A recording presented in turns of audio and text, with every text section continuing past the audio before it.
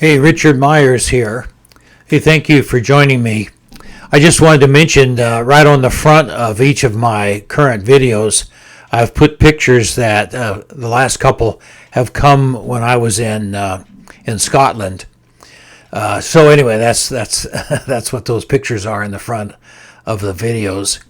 The last video that I posted about a week ago, in my humble situation, went viral. I have about 54 subscribers, but we're heading toward 200 views, and so that means that people are sharing the video with other people.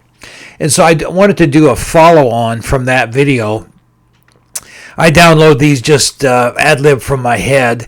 And so as I was looking back at the video, I wanted to say, by the way, that my friend from high school, the Catholic Church, not the Baptist Church, the Catholic Church would not let him attend because they didn't want him reading the Bible. And I didn't realize that was all new to me. I had no exposure to a Catholic Church to any significant degree, but the Bible, they did not want people reading the Bible because they had an allegorical interpretive principle that the priests knew how to apply, but individuals would not know, and they would come up in the priest's view with the wrong interpretation. And so I was just using that as to bolster my argument. In that video, I argued that dispensational view of the Bible came about through normal interpretation of the Bible, which was developed later on after the printing press was developed, and Bibles were generally available to a broader spectrum of readers who interpreted the Bible in a normal way. And then over the 500 years that followed from the invention of the printing press, people were arguing in academia about interpretive principles. How do we interpret the Bible? How do we understand figures of speech and so forth? And there were lots of books written. And I just, in my brief view of history, you'd say, in my understanding of history, I feel like all of this culminated with Dr. Radmacher in Dallas Theological Seminary in the 1960s and 70s. And he came up, if you understand something, if you're able to teach, you can present something in a very precise way in a few sentences, and Dr. Radmacher has done that. And so so I see 1960 as a major turning point. We never asked the question, what is the nature of the church prior to 1960? This was established by Earl Radmacher in his book, and I've mentioned this in that video. So I was just wanting to say that. Now, I heard a fellow, Joel Rosenberg, I think is his name, and he was making the distinction between evangelicals and the rest of Christianity. Evangelicals are supporting Israel.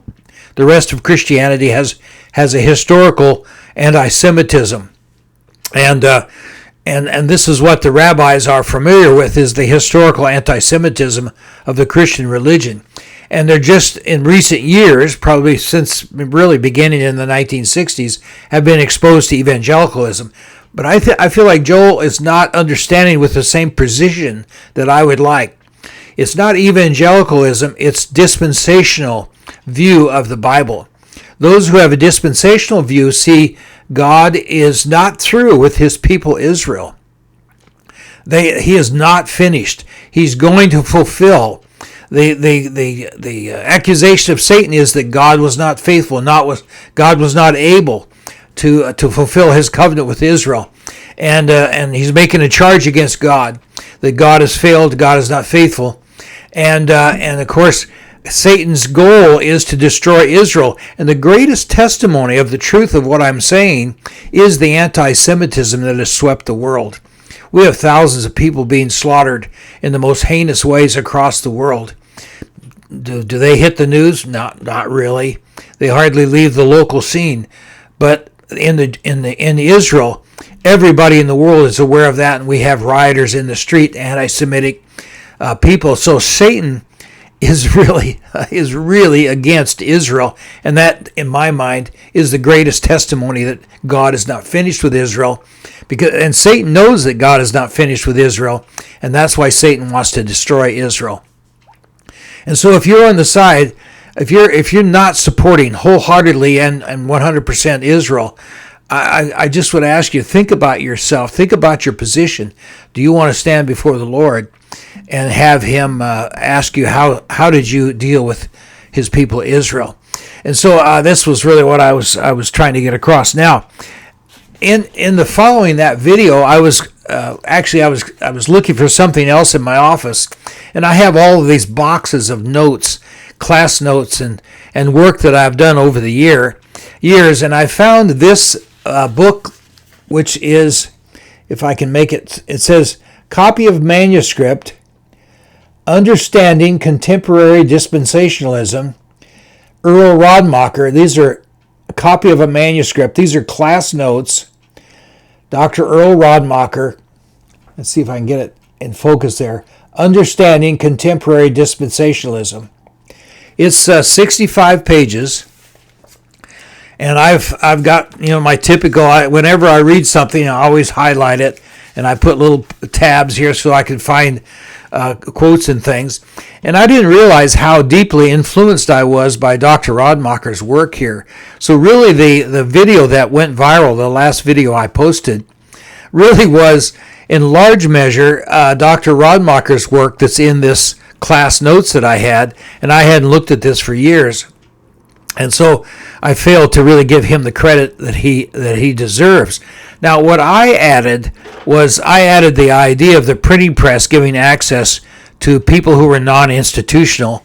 And so I did add to Dr. Radmacher's idea here, but he basically went through the history of interpretive principles, and he points out how the literal interpretation produces a dispensational view of the Bible. And so I'm of an age where my all of my files and boxes and studies and different things are going to go in the dumpster when I'm gone, and that's probably just fine. It'll be out of my control. But what I wanted to do was get rid of this rather than have it go in the dumpster. What I'd like to do is give this to one of you, and you can have this, read it, what have you. It's interesting information. It was, again, class notes from Dr. Radmacher. And I did check to see whether I went through his publications that are out in book form, and I couldn't find a book on this subject. So I don't think that he ultimately published this in any way besides the class notes that I have here. So anyway, if you're interested and you would like this, now those of you who are on my email notification list, you get a notice that a new video has been posted. The Richard email, if you would send your address and say, I'd like Dr. Radmacher's notes, just send me that, and then I will mail this to you. And rather than have it thrown away after I'm gone, I'd love you to have it. So I'm just trying to give away everything that I have before I depart this old world, and let you have the benefit of it as much as I can. And so anyway, get me an email. Just send me an email and let me know that you would like it, and I'll send it. Now, if I get a bunch of emails, I may try to copy it or something. I'll see how that goes.